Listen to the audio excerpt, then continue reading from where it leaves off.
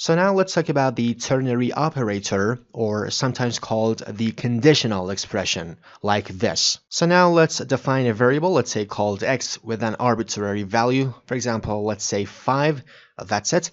And now let's define another variable. And the value of y is going to be odd or even based on this variable.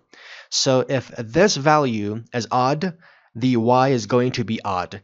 And if this value is even, then the value of y is going to be even. So in order to do so, we simply type if with the remainder of dividing x by 2. So this is the remainder. This means the remainder. If the remainder of x, when we divide that number by 2, is equal to 0, it means that that number is even. So the value of y is going to be even, that's it.